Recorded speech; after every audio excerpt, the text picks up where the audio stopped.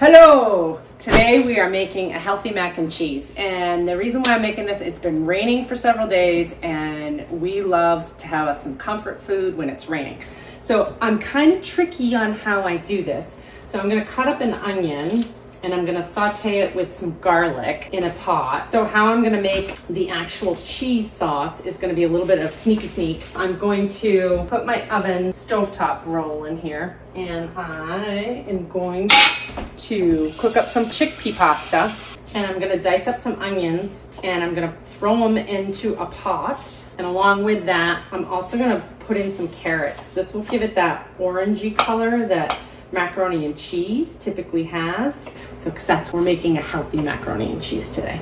It also hides some vegetables in it to do it that way. Coconut oil, as always.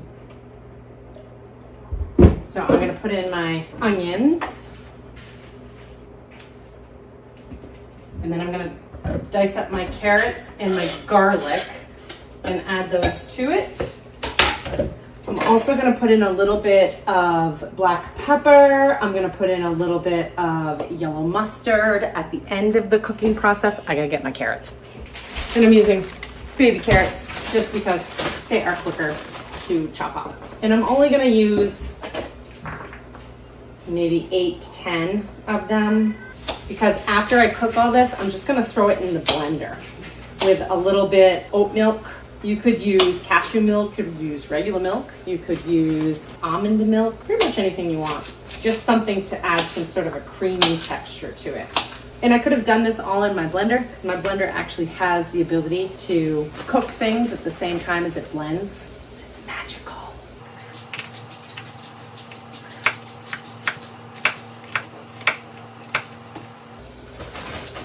Okay, so I probably used 12 baby carrots. So I've also got going on right now, I've got some actual cashews soaking over here on the side. That'll add a little bit more depth and texture and give it the flavor that I'm looking for. I'm gonna add in some garlic. I love me some garlic. I'm gonna add in some black pepper. And I'm not gonna do too much garlic, mainly because my daughters don't love things to taste super strong unless it's salsa, and then they want it to burn their face off. But right now we just want to brown everything up. So, my garlic, which I bought yesterday, isn't looking too happy.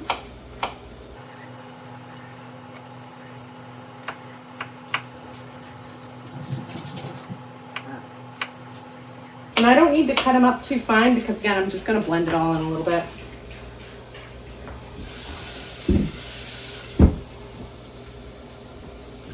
Turning my heat down a little bit. Woo! These onions is burning my eyes.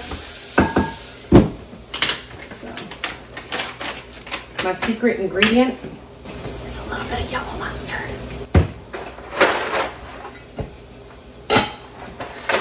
Maybe just swap burners going on over here. Putting that one on high, putting that one back down onto low. I'm going to start prepping my blender stuff.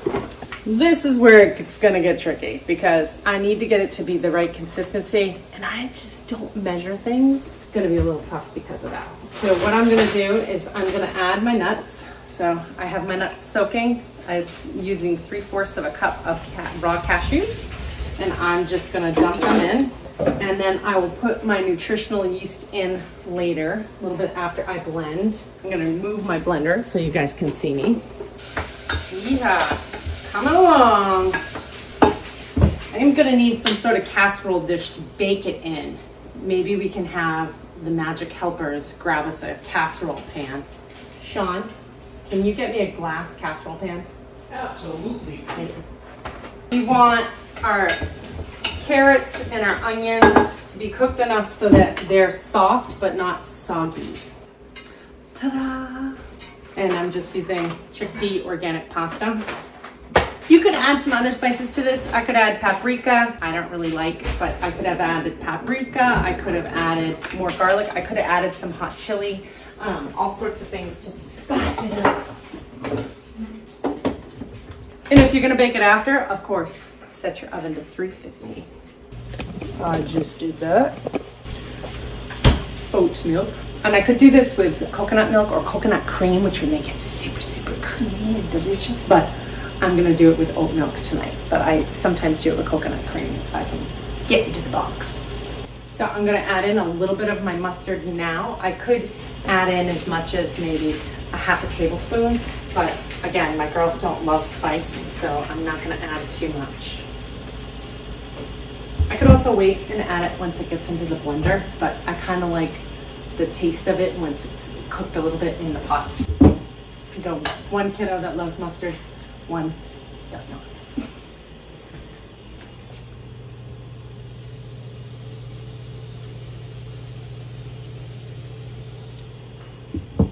And our water is just about set to boil, so we can get on our chickpea pasta in just a moment.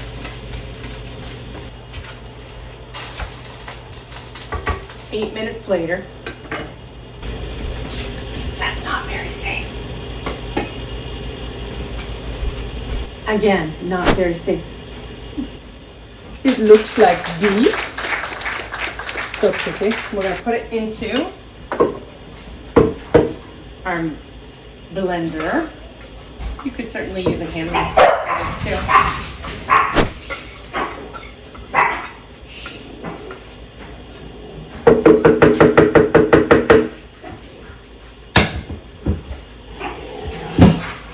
So here's the fun part. Now I get to eye it to see how much oat milk I think I should add. So I'm gonna say about 1/3 to a 1/2 cup. I'll even get a measuring utensil. So here's 1/3. I'm gonna start with 1/3 because you can always add more liquid. You can't take it away. So we're gonna start with 1/3 and go from there. Okay?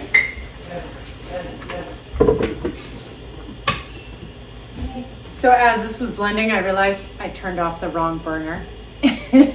So I had to turn my pasta back on. So this is what it came out like the first time. I'm gonna blend it on a higher setting and see if it can get more of a creamy texture to it. And if it's struggling, then I'll add a little bit of the nutritional yeast, which will absorb some of it to make it more. Let's see what it looks like now. Ooh, isn't it pretty? So let's see how the texture moves. Oh, that is a thing of beauty. Can you see that? Look at it. Doesn't that look like it moves like liquid cheese? Delicioso. Oh, I'm so excited. And you see that color? That's why we use the mustard and the carrots. I couldn't have planned it better. All right, so we're gonna drain our pasta in just a minute. I'm one of those people that I stay in the kitchen the entire time I'm cooking because I have been known to leave things on the stove and leave pots of applesauce and then leave the house, and the poor fire department has to come and break into my home and hang out with my dogs while they take the pot outside because it's on fire. I tend to have lots going on at one time. So my rule is I stay in the kitchen. I do things that need to be done in the kitchen so that I don't make a mistake and have an issue. All right, so I just rinsed it, and we're rinsing it now. I'm gonna put it back in the pot because I wanna add the sauce to it while it's in the pot because it will be easier for me to move it around.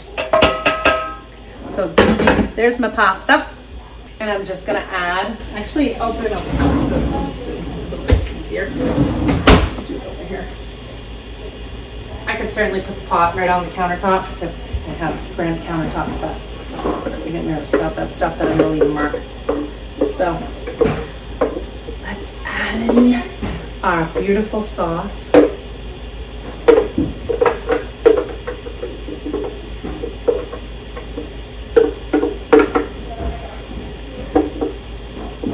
I probably could have cooked another half a pot of pasta to go with this. I may not even use it all right now. I might save some of it.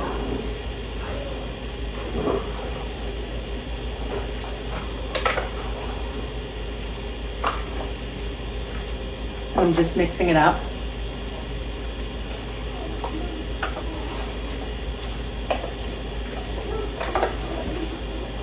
And then I'll just put it into my pan. And I'm gonna bake it for a little bit, just so it has some of that nice kind of texture like homemade macaroni and cheese has.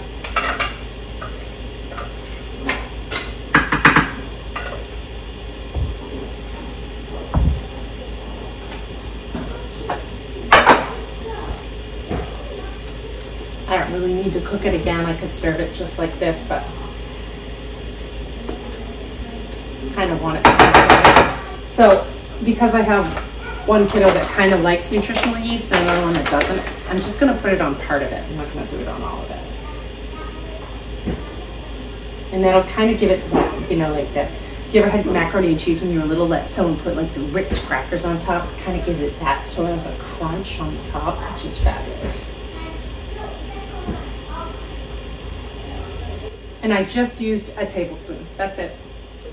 You could use more if you really like it, but you don't have to.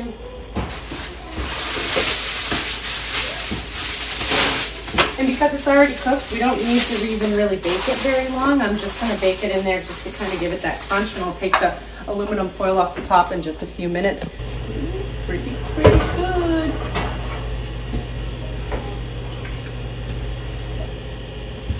Oh, look at that. And it smells delicious.